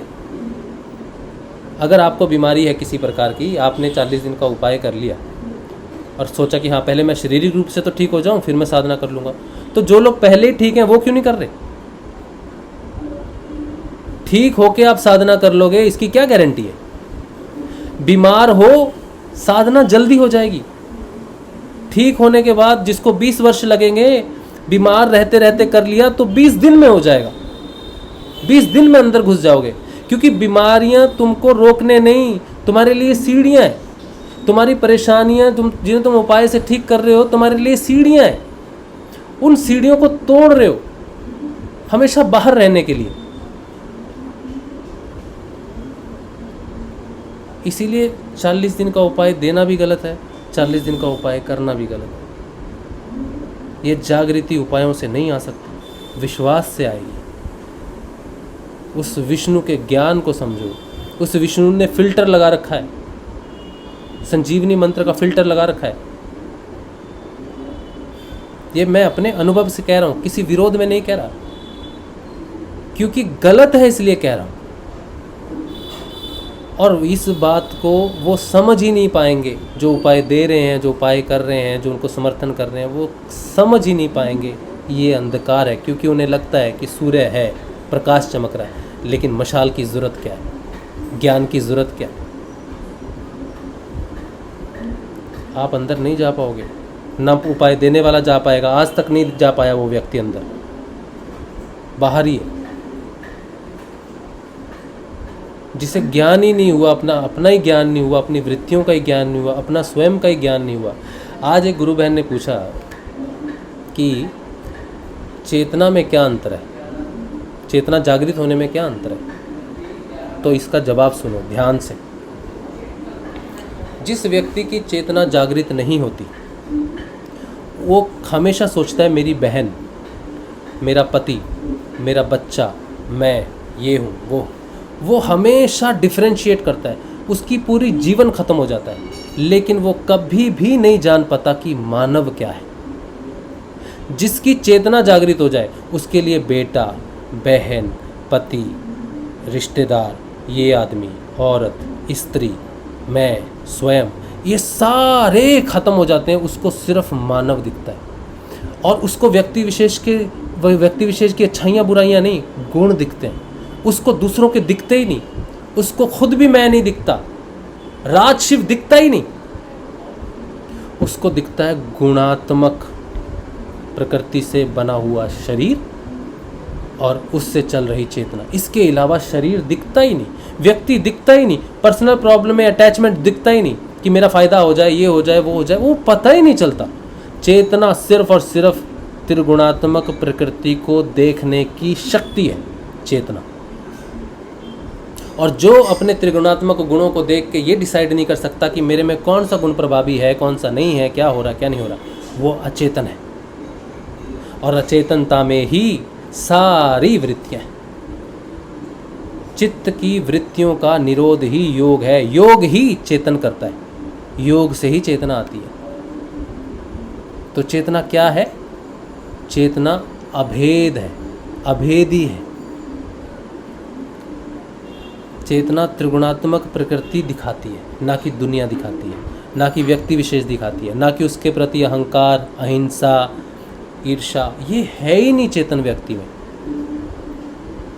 ये नहीं कि शुरुआत में नहीं होता, चेतन होने के बाद उसको जब दिखना शुरू होता है तो वो अपना स्वाध्याय करता है। यहीं पर ही ऋषि का साधन शुरू होता है। ऋषि कहते हैं साधना करो। साधना करने में पहला सूत्र देते हैं तप, यानी कि जो भी समस्याएं हैं वो लोगों की द्वारा नहीं है, लोग तुम्हारा अपमान नहीं कर रहे, लोग तुम्हें पथभ्रष्ट नहीं कर रहे, ये तुम्हारे जीवन का कर्म है जो तुमसे ऐसा करवा रहा है। इसीलिए इसे अपना तप समझ और शांत हो जा। और इसको समझने के लिए स्वाध्याय कर, खुद को देख। स्वाध्याय का मतलब है खुद को देख, यानी कि अपनी गुणात्मक प्रकृति को देख। तू गलत कहाँ है, तू झूठ कब बोल रहा है, तू ईर्ष्या कब कर रहा है, तू कब क्या कर रहा है, ये तू खुद देख। तू किससे झूठ किससे सच बोल रहा है, किसका फायदा उठा रहा है, किसका नुकसान कर रहा है, तू खुद देख। इसे कहते हैं स्वाध्याय। ये चेतन व्यक्ति कर सकता है, अचेतन नहीं कर सकता, बाहर मुखी व्यक्ति नहीं कर सकता। ईश्वर प्रणिधान, कुछ भी समझ ना आए तो समझ ईश्वर की इच्छा है। तेरा जीवन, तेरी सांसें, जब मृत्यु का कॉल आए आ जाऊं तो कहना आ जा, ईश्वर की इच्छा है तो आ जा। मेरी इच्छा कैसे और तेरी इच्छा कैसी? ईश्वर की इच्छा है तो आना ही है, कॉल करने की ज़रूरत नहीं है, बिना कॉल करे भी आ जाना। ईश्वर प्रणिधान समझ, अपने जीवन के कष्टों को ईश्वर की इच्छा मान की इसी पथ पे चलाना चाहता है, इसीलिए प्रॉब्लम आ रही है। वो सब कुछ समर्पित करा देती है, हमेशा के लिए मन को शांत कर देती है। ये साधना है मन को शांत करने की। और इस भौतिकता में जो भागा फिरता है वो मन ही है।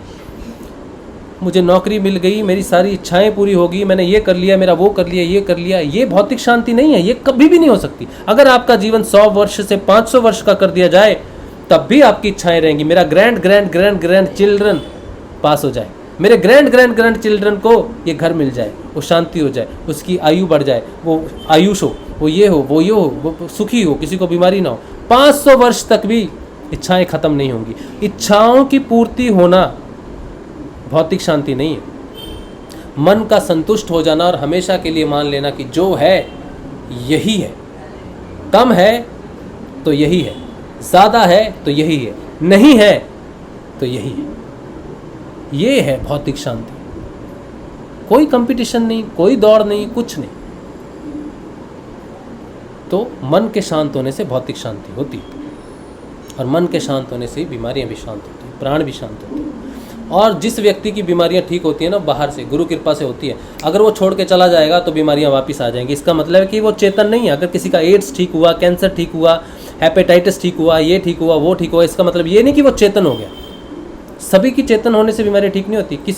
किसी पे गुरु कृपा करता है कि जी मर नहीं, एटलीस्ट इस बीमारी से तू मर मत, मैं रोक के रखता हूँ, मैं पकड़ के रखता हूँ। इसीलिए एड्स का रोगी जो है वो टर्मिनली लेबोरेटरी में देखेंगे तो कभी कभी आ जाएगा, लेकिन उसको कोई परेशानी नहीं होगी। कैंसर, शुगर, ये सारी चीज़ें होल्ड पे कर देते हैं, ज़्यादा कम होती रहेंगी, लेकिन जीवन में परेशानी नहीं होगी। शुगर आएगा 500, आप कहेंगे मुझे तो फील ही नहीं हो रहा। शुगर आएगा 300, फील ही नहीं होगा। शरीर में बीमारियां, अब मेरे को रीढ़ की हड्डी चिपकी हुई है, दर्द होना चाहिए, नहीं होता,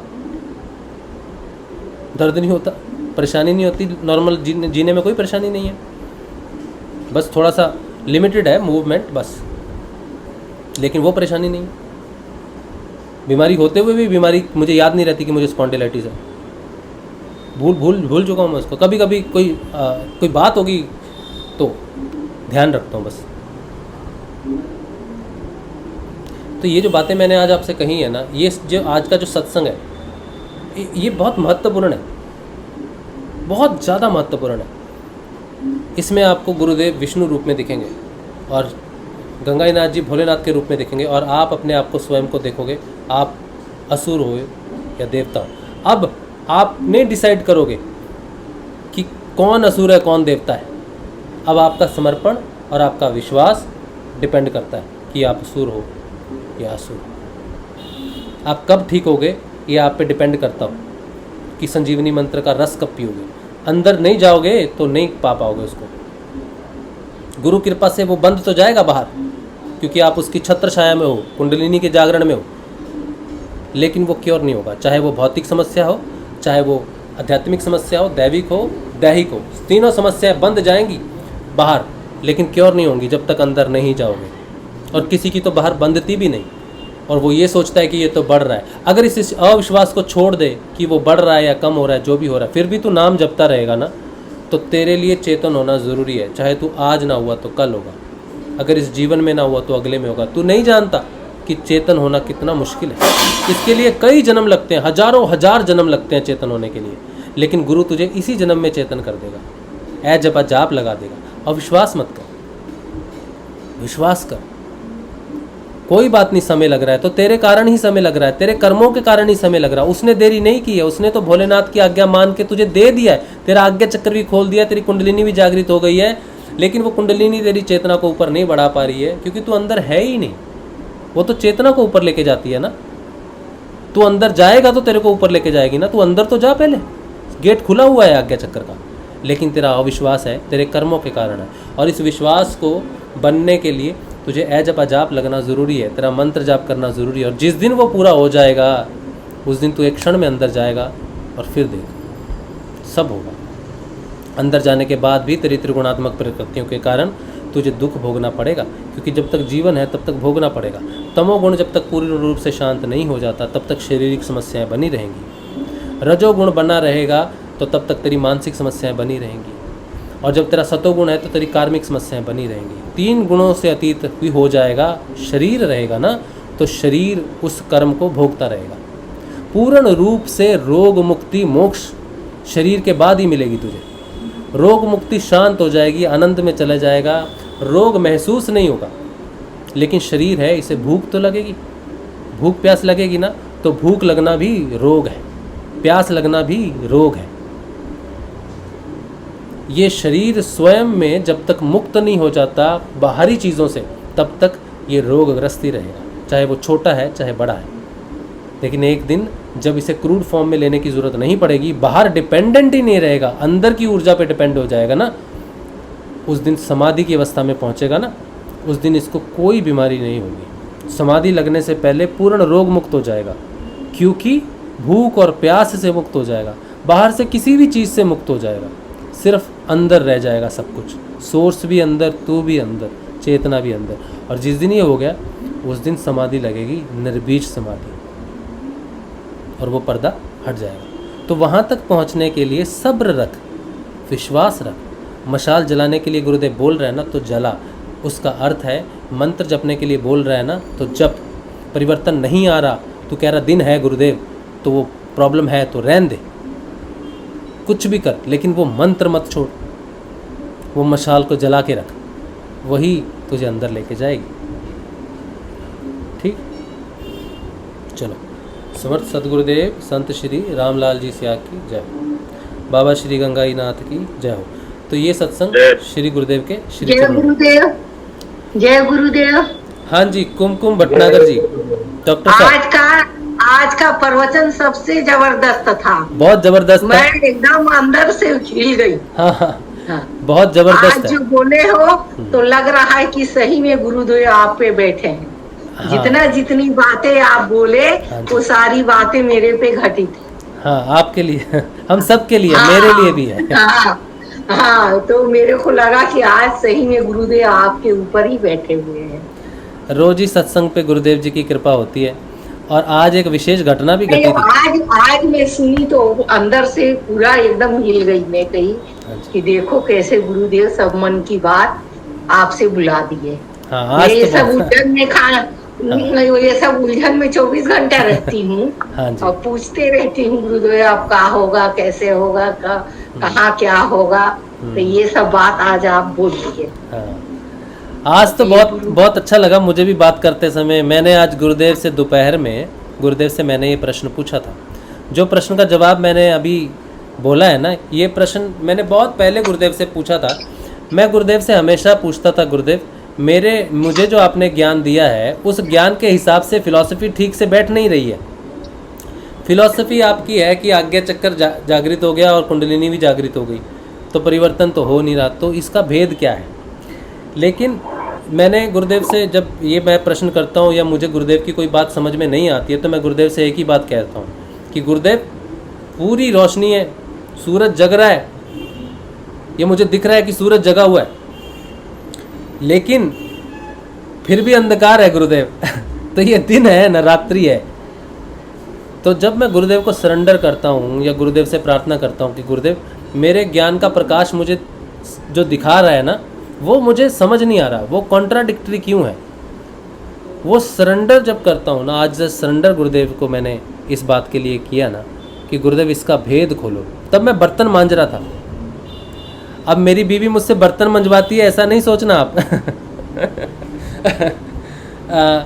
बर्तन इसलिए मांज रहा था कि कान्हा के लिए खाना बना रहा था, ठीक है। और जो मैं बना रहा था वो उसमें मेरी स्पेशलाइजेशन है। तो मैं जब खाना बनाता हूँ तो रसोई बहुत गंदी कर देता हूँ। तो गंदी करने के बाद साफ भी मैं करता हूँ, नहीं तो मुझे फिर डांट पड़ती है कि तुमने खाना बनाया है ना, गंद मचाया है। तो मैं जब धो रहा था बर्तन, तब मेरे मन में यही चल रहा था, गुरुदेव इसका कुछ करो।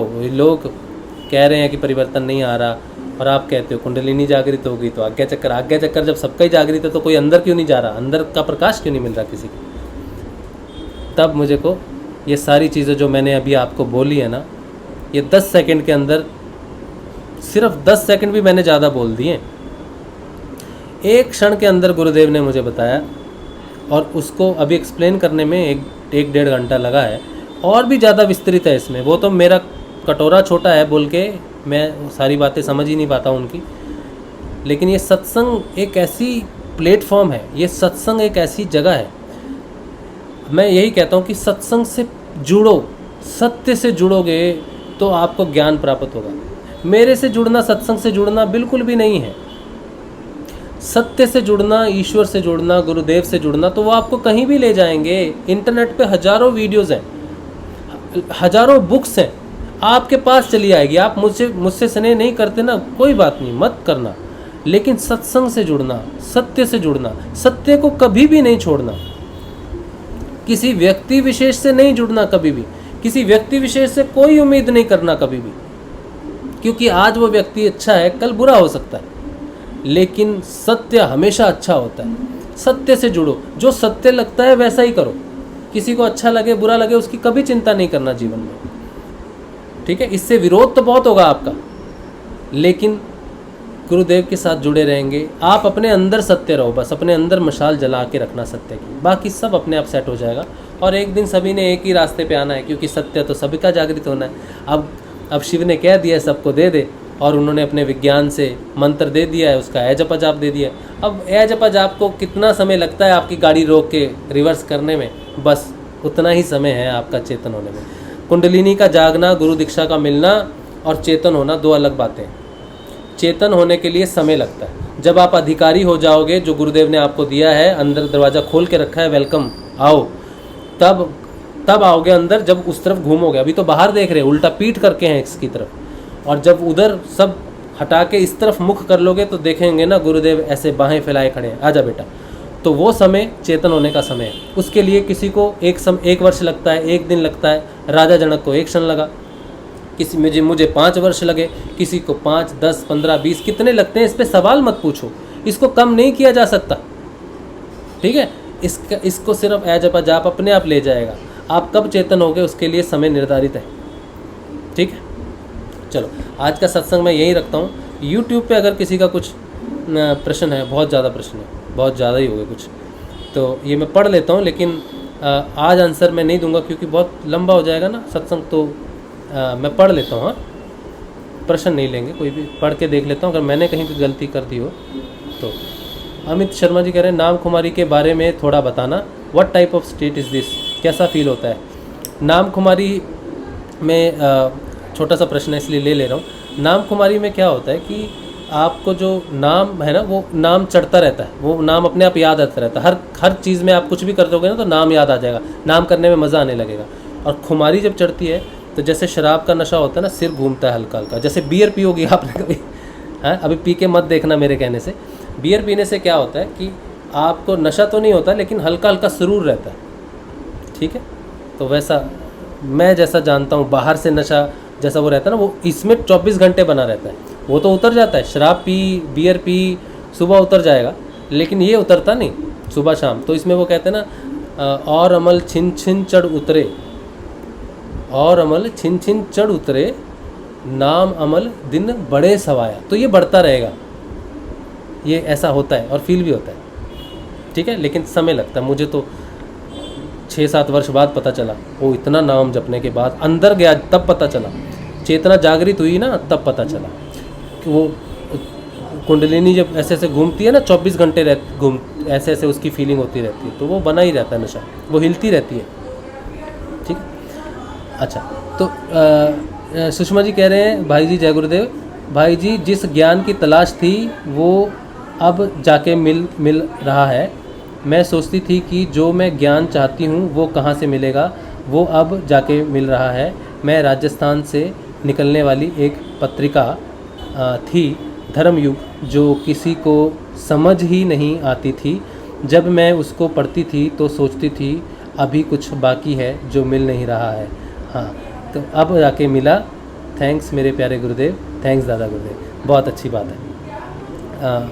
मुझे धन्यवाद करने की तो ज़रूरत नहीं है, फूल वूल भेज दिया करो बस, वो जो होते हैं ना, ये तो बहुत लोग भेजते हैं फूल, और क्या क्या भेजते हैं, ताली, एक सूर्य चंद्रमा भी भेजा हुआ है आज तो है, और क्या भेजा है, गुलदस्ते हैं, तालियां हैं, और क्या है, यही है बस। हाँ, दिए भी हैं हाँ, बस यही बहुत है मेरे लिए तो। अच्छा, उसके बाद द रीच, ये कह रहे हैं गुरु भाई, इस भौतिकवाद के युग में देवता स्वरूप होकर रहना पॉसिबल है क्या? मैं एक एड बिजनेस रन करता हूँ, यहाँ झूठ होता ही है चिन्मय, हाँ सुषमा जी कह रही हैं बहुत अच्छा सत्संग रहा, जय गुरुदेव। आज का सत्संग तो मेरे हृदय के सबसे करीब है, और हमेशा ये सत्संग, बहुत सारे सत्संग मेरे हृदय के करीब हैं, लेकिन आज का तो बहुत करीब है। मीना जी कह रहे हैं राज भाई आज बहुत से डाउट क्लियर हो गए हैं, जय गुरुदेव। बहुत अच्छी बात है। बस यही है कि आप जय गुरुदेव यहाँ सत्संग में लिख दिया करो, बाकी कहीं ज़रूरत नहीं है। सत्संग में जब आप जय गुरुदेव यहाँ पे लिखते हो ना, तो आपका नाम पढ़ता हूँ ना, तो एक कनेक्शन बनता है मेरा। अब आप कितने लोग देखते हो मुझे पता ही नहीं है कि कौन कौन है जो सत्संग से जुड़ा है, कौन कौन है जो सत्संग देखता है, तो मैं जानना चाहता हूँ, ठीक है, कि आप कितने लोग हो जो सत्संग को सपोर्ट करते हो, या आपको लगता है कि सत्संग आगे बढ़ना चाहिए। मुझे वैसे मोटिवेशन की ज़रूरत तो वैसी नहीं है कि बाहर से कोई मुझे मोटिवेट करेगा तो मैं सत्संग करूँगा, उसकी ज़रूरत नहीं है मुझे। वो तो क्योंकि मेरी एक कंडीशन गुरुदेव के साथ जुड़ी हुई है कि मुझे जो मिलेगा मैं बांट दूंगा, और जो बांटने लायक नहीं होगा उसे मैं नहीं कर सकता। तो अगर मैंने बांटा नहीं, मैं बहुत बार सोचता हूँ कि सत्संग किसी को तो परवाह नहीं है, या पता नहीं कितने लोगों को समझ में आता होगा। ऐसा प्रश्न मुझे कई बार आता है कि कुछ लोग हैं 20, 25, 30, 50 होंगे, लेकिन अब उनमें से कितनों को समझ आता है, उनका समय व्यर्थ तो नहीं कर रहा मैं, तो मैं करूं कि नहीं करूं। बहुत बार मेरे मन में ऐसे सवाल आते हैं, तो फिर मैं डर जाता हूं इस बात से कि मैंने अगर नहीं बोला तो मुझे मिलेगा भी नहीं, तो उसमें मेरा थोड़ा लालच भी है। सत्संग आपके लिए नहीं है, सत्संग मेरे खुद के लिए है, ये मेरा ही तप है, मेरा ही स्वाध्याय है, मेरा ही सब कुछ है, इससे मुझे सबसे ज़्यादा लाभ होता है। तो अगर मैं नहीं करूँगा ना तो मुझे लाभ नहीं होगा।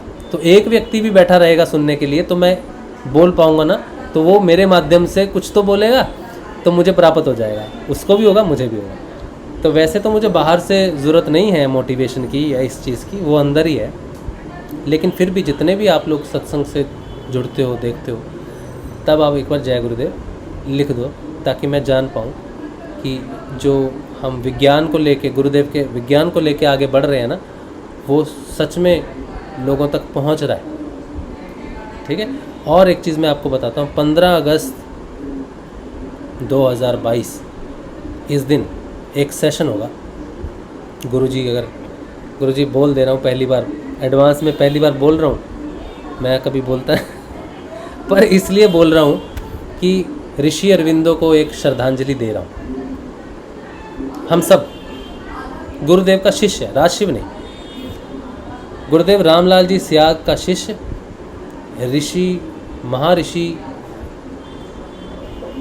श्री अरविंदो को एक श्रद्धांजलि दे रहा है 15 अगस्त को। ठीक है। और उसमें कल की स्वरूप जो उन्होंने कहा था ना, और गुरुदेव ने कहा था कि अरविंद ने जो भी कहा मेरे लिए कहा, वो बात गुरुदेव का शिष्य जो है वो श्रद्धांजलि देके ऋषि अरविंदो को बताएगा कि आपने जो भी कहा था उस अधिमानसिक रूप देवता का, कृष्ण के बारे में, वो मेरे गुरुदेव ही हैं और उनकी चेतना से ही ये समझ पाया हूँ। और आपका धन्यवाद कि आपने हमारे लिए इतनी बड़ी तपस्या की कि गुरुदेव को नीचे लाए। तो ये उनका धन्यवाद 15 अगस्त। उम्मीद है कि वो पोर्ट्रेट जो मैं बना रहा हूँ वो बन जाएगा और 15 अगस्त को हमें, 15 अगस्त से पहले मिल जाएगा, तो थोड़ी प्रिपरेशन भी करके 15 अगस्त को उसको विमोचन करेंगे। उनके जन्मदिन पे उनको उपहार देंगे कि आपका अधिमानसिक हमें मिल गया है और हमें अतिमानसिक के लिए उसने ऊपर उठाना शुरू भी कर दिया है। तो आपका बहुत बहुत धन्यवाद 15 अगस्त को। ठीक है। तो ये है भैया जी। हाँ जी गोविंद जी। गुरु कृपा से ही सत्संग मिलता है, मैं आपको सत्य बता रहा हूँ। हाँ जी बिल्कुल, गुरु कृपा से ही होता है सब कुछ। हाँ, नहीं मिलता, हर एक को नहीं मिलता, हर एक को नहीं मिलता, हर एक का इंटरेस्ट नहीं होता, हर एक को सत्संग मिल ही नहीं सकता। सबको नहीं मिलता। हाँ, अमृत है ना सत्संग, सत्य मतलब अमृत है। अमृत, हाँ अमृत है, अमृत है। बिल्कुल। चलिए, आज का सत्संग श्री गुरुदेव के श्री चरणों में, और हमारे भोले बाबा श्री गंगाई नाथ जी और हमारे विष्णु श्री कृष्ण श्री गुरुदेव रामलाल जी सियाग को कोटि कोटि प्रणाम। कल मिलेंगे सुबह के ध्यान में 6:30 बजे। जय श्री गुरुदेव, जय श्री गुरुदेव, जय श्री राधा गुरुदेव, जय श्री जय श्री